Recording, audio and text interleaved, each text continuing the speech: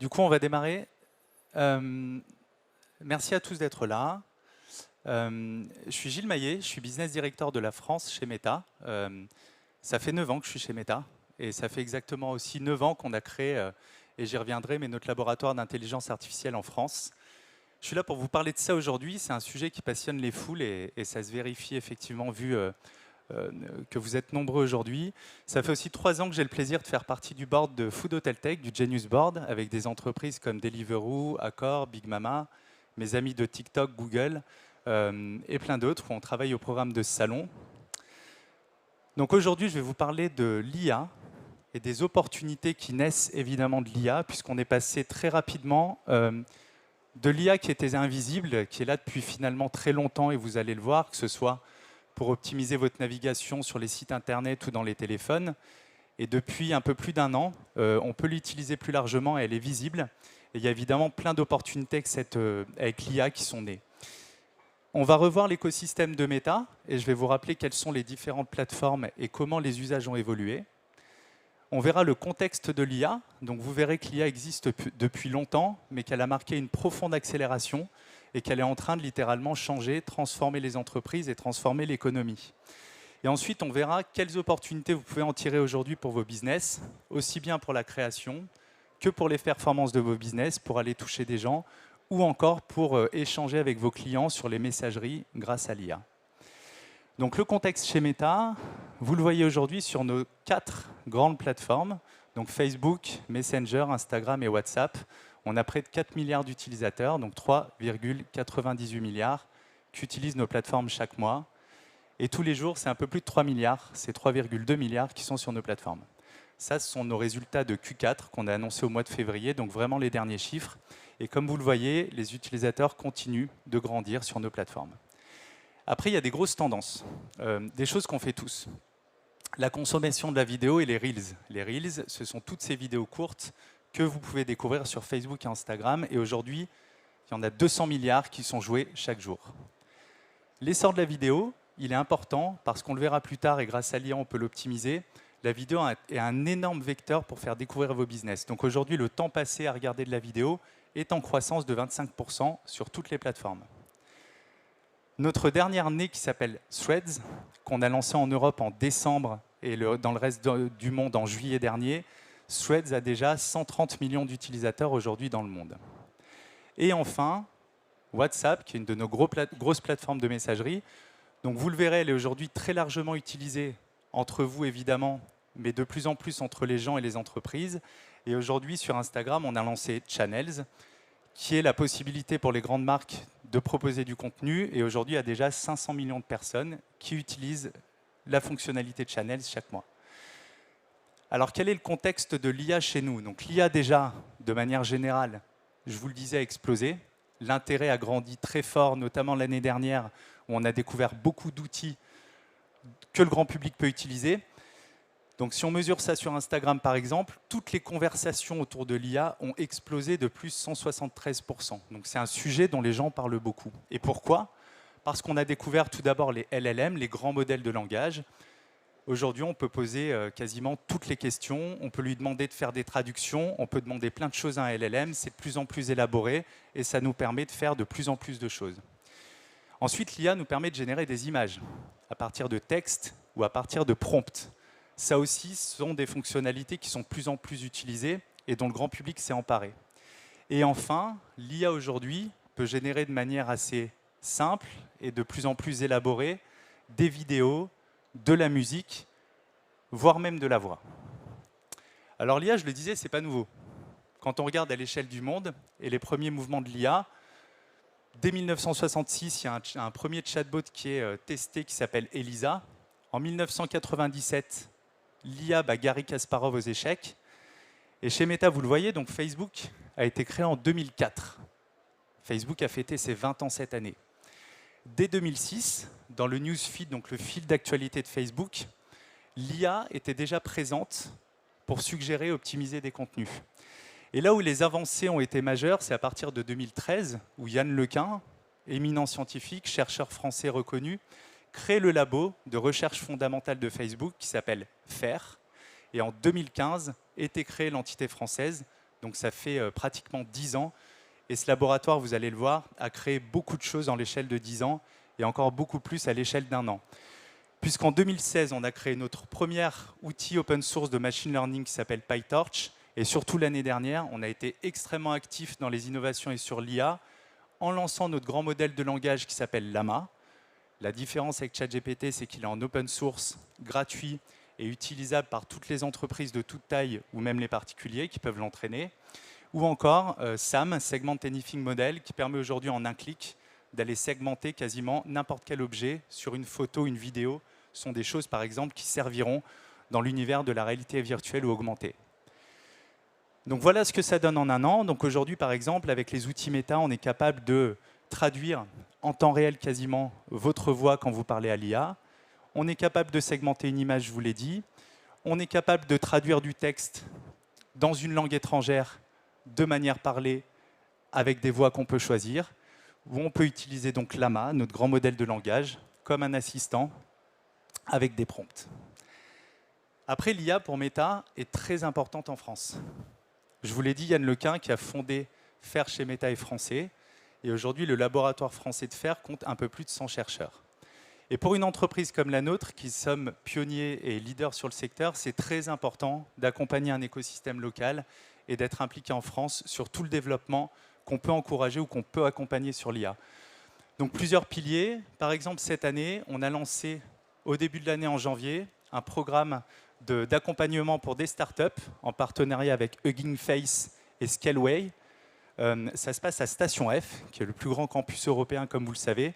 Donc l'idée, c'est qu'on accompagne 5 startups qui travaillent sur le domaine de l'IA en open source, et elles sont accompagnées, mentorées par des chercheurs de FAIR qui vont les accompagner tout au long de l'année. L'autre chose qui est très importante sur l'IA dans l'écosystème, c'est évidemment la formation. La formation pour tous les gens, pour tous les entrepreneurs, pour toutes les startups. Donc pour ça, on a développé un programme avec Simplon, qui est une école de formation française. Donc on a pour objectif cette année de former 30 000 personnes à l'IA générative. Donc ça va se faire sous forme d'ateliers dans 8 grandes villes où ça va se faire en ligne. Donc on a un objectif de 30 000 personnes formées d'ici la fin de l'année. Et le dernier point qui est important dont j'ai parlé, c'est évidemment FAIR Paris, notre laboratoire qui est ici.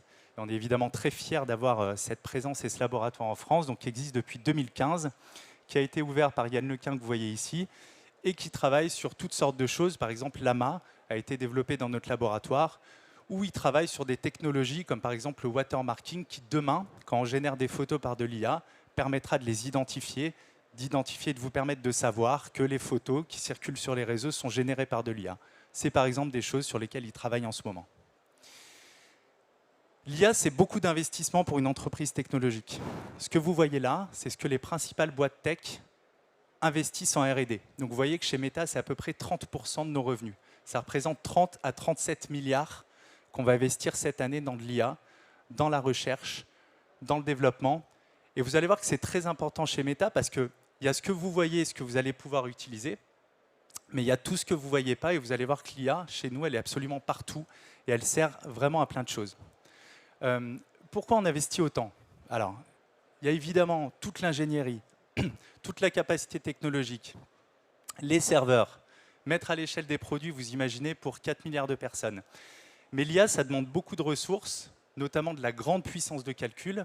Et aujourd'hui, cette puissance de calcul, elle est fournie par ce qu'on appelle des GPU. Ce sont des puces, des microprocesseurs, qui sont développés par une entreprise dont vous avez probablement entendu parler, qui historiquement était dans le gaming, qui s'appelle NVIDIA.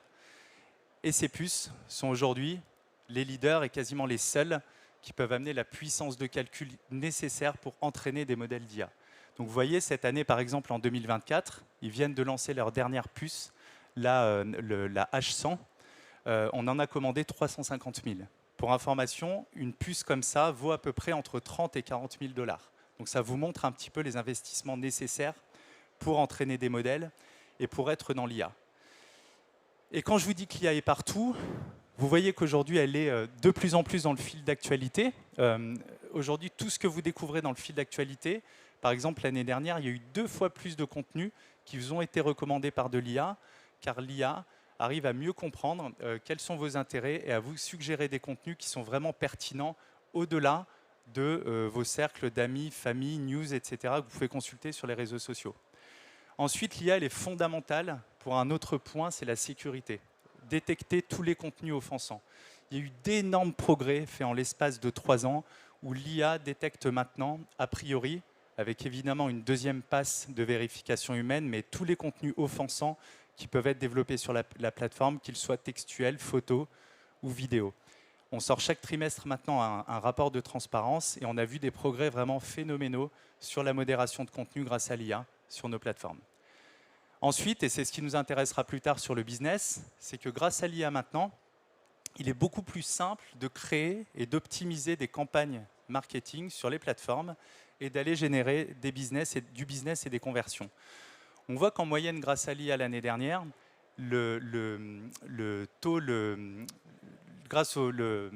conversions étaient améliorées de 20%, ce qui est un score énorme, c'est un score à 2 chiffres. Et ça, c'est en moyenne sur tous les annonceurs de la plateforme. Donc on voit que les progrès amenés en performance pour les entreprises sont absolument énormes. Ensuite, l'IA permet de développer des environnements 3D. On l'a vu avec SAM, Segment Anything Model. Et vous savez qu'un des paris de Meta dans les années à venir, c'est de développer de plus en plus le métaverse et la réalité mixte. Donc l'IA aidera, évidemment, dans ces développements. Et enfin, ce qu'on voit de plus en plus, ce sont les chatbots, les assistants personnels. Et comme vous l'imaginez, l'IA, là aussi, a fait d'énormes progrès. Et on verra des exemples tout à l'heure. Aujourd'hui, les chatbots, grâce à l'IA, apportent de plus en plus de pertinence dans les réponses et permettent d'automatiser de plus en plus de choses et de services pour les entreprises. Donc si on se penche maintenant sur les opportunités, comment l'IA peut aider les utilisateurs mais aussi les entreprises, il y a déjà une chose fondamentale, je vous ai montré en amont de cette présentation, l'impact de la vidéo aujourd'hui dans la découverte de contenu et les choses sur lesquelles on passe du temps. Je vais vous montrer 2 exemples. Voilà le premier, il a été développé par Peugeot, j'imagine que tout le monde connaît, c'était pour le lancement de leur nouvelle 408. Et le deuxième développé par Toyota. Je vous montre ces 2 exemples pour une bonne raison, c'est que l'automobile, c'est un secteur très traditionnel, et chacun d'entre vous a déjà vu des publicités automobiles. Historiquement, les publicités automobiles, on le sait, étaient tournées à l'étranger, c'était du contenu qui coûtait cher, très beau, tourné en Afrique du Sud par exemple, on voit la voiture dans un environnement. Les 2 publicités que vous voyez là, celle de droite pour Toyota était générée à 100% par de l'IA et celle de Peugeot à peu près 80%. Ce qui est bluffant dans la campagne de droite de Toyota, c'est qu'il y a eu uniquement un shooting de la voiture dans un studio et tout le contenu que vous voyez là a été généré par l'IA à 100%. Donc au lieu de coûter 1 million d'euros en production, ça coûte quelques milliers d'euros. Au lieu de durer 1 mois entre le tournage, le montage, etc., c'est prêt en 2 jours. Donc ça permet de gagner du temps. Ça permet de gagner en efficacité et ça permet évidemment aux entreprises aujourd'hui de créer du contenu de manière rapide, efficace et comme vous le voyez, qui est impactant grâce à l'IA. Ce que je vous montre là, ce sont des chiffres de Gartner et une étude qui montre, si on se projette à une échelle de 6 ans, ce qui n'est pas très long, tout ce que l'IA va pouvoir apporter comme encore révolution et comme évolution. Donc 2024, cette année, Gartner nous dit que 40% des entreprises vont utiliser de l'IA conversationnelle. Donc comme vous le savez, la majorité des entreprises aujourd'hui utilisent des chatbots ou utilisent le conversationnel. Donc l'IA va vraiment faire un mouvement, une évolution importante pour arriver à 40%. L'année prochaine, Gartner dit que jusqu'à 30% du contenu, donc quasiment un tiers, sera créé par de l'IA générative. Donc vous voyez, vous commencez à avoir des campagnes, ça s'automatise de plus en plus, donc ça va prendre une part énorme dans la création du marketing. Ensuite, en 2026, l'IA générative va automatiser jusqu'à 60% des nouveaux sites ou applications mobiles qui vont être développés. 2027, 15% des nouvelles applications seront générées par de l'IA. Et Gartner nous dit qu'en 2030, jusqu'à un blockbuster, donc une tête d'affiche, un film majeur, sera réalisé à 90% par de l'IA. Ce sera peut-être avant, ce sera peut-être après. De plus en plus, les effets spéciaux sont faits comme ça, donc c'est aussi une révolution à laquelle on va assister. L'impact sur le business, la façon de créer une publicité, je vous en parlais tout à l'heure. Vous voyez que l'IA aujourd'hui va faire des choses automatiquement pour vous simplifier la vie et pour améliorer les performances. À gauche, la génération de texte. Donc aujourd'hui, le texte va être généré et adapté automatiquement selon les audiences pour améliorer les performances. Les images que vous adossez à une campagne, au lieu de créer 4, 5, 6, 7 images à des formats différents pour être sur le fil d'actualité en stories ou en reels, l'IA va adapter tout ça automatiquement pour le délivrer sur tous les emplacements pertinents pour une campagne. Et enfin, tout le design et le background va être aujourd'hui généré automatiquement par de l'IA. Vous le voyez sur une campagne de sac par exemple, où les backgrounds vont être générés de différentes couleurs, différents paysages, pareil, selon les audiences, automatiquement, pour améliorer les performances.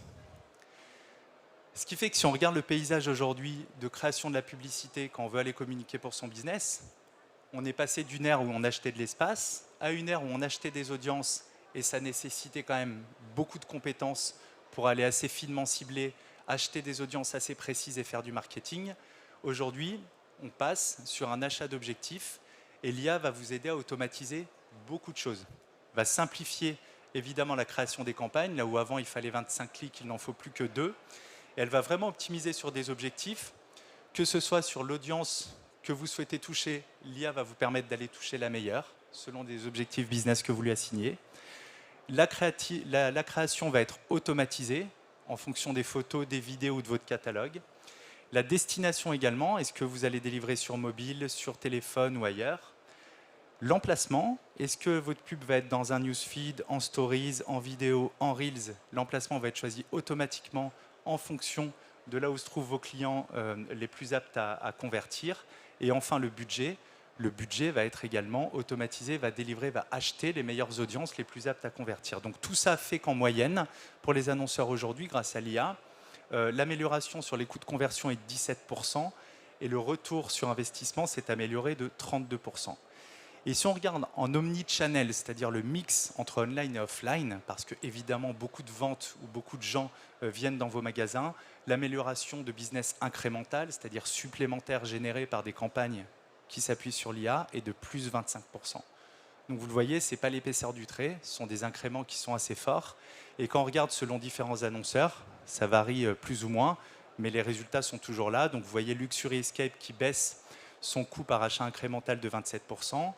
Air France qui a automatisé toutes ses campagnes de vente de billets sur nos plateformes et qui a baissé ses coûts par acquisition pour vente de billets de 46%. Et enfin, Warner Hotel qui a baissé son CPA de 17%. Donc vous voyez, toute typologie d'annonceurs les utilise, que ce soit hôtel, tourisme ou encore restaurant, et avec des très bons résultats. On en arrive à la messagerie dont je parlais en amont. Je pense que beaucoup d'entre vous l'utilisent, soit de manière professionnelle, c'est-à-dire en s'appuyant sur l'API, soit directement avec ses clients. Pourquoi la messagerie est une fantastique opportunité? Parce qu'aujourd'hui, elle est utilisée par 3 milliards de personnes tous les mois. Et si on regarde les chiffres français, WhatsApp aujourd'hui en France est utilisé par 43 millions de personnes. Donc effectivement, les messageries offrent une échelle très large pour aller toucher ses clients. On a 3 messageries chez Meta, Messenger, WhatsApp et Instagram Direct qui est intégré à l'intérieur d'Instagram. Il y a 600 millions de personnes qui, tous les jours, envoient un message à des entreprises. Et si certains d'entre vous faites des campagnes Instagram, vous le savez, les gens, quand ils voient une de vos campagnes, peuvent vous écrire directement, vous poser des questions ou réserver auprès de vous. Dans certains pays, comme l'Amérique du Sud, le Brésil, c'est 91% des gens qui utilisent les apps de messagerie pour se connecter à des business. Si certains d'entre vous connaissent des gens qui travaillent au Brésil, ils vous raconteront que WhatsApp est un des premiers moyens de se connecter à ses clients. C'est la même chose en Inde, c'est la même chose en Asie, où les messageries ont pris une place très importante dans les interactions entre les gens et les entreprises. La messagerie aussi, l'intérêt, c'est que ça vous amène de la valeur sur tout le parcours d'achat d'un client. Que ce soit de découvrir ou la notoriété de votre entreprise, par exemple diffuser des promotions, que ce soit la considération sur de la recommandation par exemple, que ce soit l'achat, où aujourd'hui on peut vendre directement sur de la messagerie ou même embarquer son catalogue par exemple, comme le fait Carrefour en France sur WhatsApp. Pour le post-achat, on peut créer son profil et suivre les gens, on peut leur proposer des services. Ensuite, pour le réengagement, on peut avoir un programme de fidélité ou on peut envoyer des alertes pour des nouveaux produits. À partir du moment où un consommateur a interagi avec vous, votre client interagit, la conversation perdurera. Donc on peut échanger avec lui au long cours et on peut continuent à discuter avec lui. Et ce qu'on constate sur les messageries comme WhatsApp ou Messenger, c'est que par rapport aux canaux traditionnels, on a des meilleurs résultats, quelle que soit la phase où on se situe, que ce soit sur les leads où par exemple on arrive à augmenter les leads de 61%, on arrive à améliorer le ROI. Donc par rapport à des canaux traditionnels, on voit que les messageries tirent leur épingle du jeu et amènent de meilleures performances parce que les gens les utilisent plus naturellement. Et si vous regardez n'importe quelle étude aujourd'hui, et dans le travel c'est très fort, c'est 3/4 des gens préfèrent ce canal-là à un mail, à un SMS, au téléphone, parce que c'est le canal le plus simple à utiliser et parce qu'on l'a tous sur nos téléphones à tout moment. Je vous montre 2 exemples. Le premier, c'est celui d'Air France. Air France, ils font partie des marques qui se sont lancées sur WhatsApp à très grande échelle. Ça fait maintenant un peu plus d'1 an. Et en fait, Air France, ils ont lancé un chatbot qu'ils ont appelé Louis. Et ce chatbot, il fait de l'expérience post-achat. Donc, vous allez pouvoir suivre tout votre parcours de voyage directement sur WhatsApp. Donc, c'est devenu leur canal numéro 1 de communication dans quasiment tous les pays où ils se sont lancés. Il y en a un peu plus de 26. Ils font 4 millions de conversations sur WhatsApp chaque année, en tout cas l'année dernière, et ils ont mesuré 15 millions de messages. Les 2/3 des conversations sont assistées par de l'IA. Donc, c'est-à-dire que le temps de traitement est très court. Ils ont amélioré ça de manière assez importante. Et 1/3 des conversations, donc vous imaginez à l'échelle de 4 millions, sont complètement traitées par de l'IA. C'est-à-dire qu'avant, ce tiers de conversation qui représente quand même plus d'1 million de personnes, ce million de personnes n'appellent plus le service client d'Air France et n'a plus besoin de le contacter. Imaginez le temps gagné, imaginez l'efficacité gagnée à l'échelle d'une entreprise comme Air France. Et leur temps de traitement a été multiplié par 2. Donc ça montre à grande échelle comme ça à quel point une messagerie peut amener de l'efficacité optimisée. Même chose sur Club Med. Club Med, ils l'ont utilisé de manière organique où ils ont mis le bouton WhatsApp dans plusieurs pays européens pour réserver directement via WhatsApp. Et là, ce qu'ils ont mesuré, c'est un taux de conversion qui est 10 fois supérieur au site web. Donc les gens convertissent mieux via WhatsApp. Pourquoi? Vous parlez à un assistant, vous êtes guidé pas à pas. Et vous le savez, chez Club Med, le panier moyen est plutôt élevé. Donc c'est un parcours d'achat qui correspond bien à ça. Et ils ont mesuré 86% de satisfaction versus 80% sur tous les autres canaux en moyenne. Donc là aussi, ils ont pu améliorer la satisfaction. Et pourquoi je vous montre tout ça? Parce que on a présenté ça à notre conférence Connect en septembre dernier. C'est tout ce qui arrive chez Meta, qui est déjà disponible aux États-Unis, tous les assistants personnels qui vont arriver dans les messageries. Ce que vous voyez à droite sont des conseillers sur des thématiques comme le voyage, le food ou des thématiques spécialisées. Ce sont littéralement des assistants qui seront embarqués par les messageries et qui peuvent répondre à vos questions. Et ce que vous voyez à gauche, c'est ce qu'on appelle Meta AI, qui est notre grand modèle de langage et qui va être également embarqué sur nos plateformes de messagerie directement, à qui vous pourrez poser des questions. Et ce qui est intéressant avec les experts que vous voyez à droite, c'est que même si on est en train de discuter entre amis et que vous avez une question, vous pouvez faire appel à eux et ils vont vous répondre directement. Et les réponses qu'ils apportent sont déjà bluffantes. Donc ça montre un peu aussi comment l'IA va bouleverser les messageries, nos rapports et la façon qu'on aura aussi de communiquer ensemble et tout ce que ça va pouvoir optimiser. Voilà, j'espère que vous avez appris des choses. En tout cas, j'étais ravi d'être avec vous. Merci.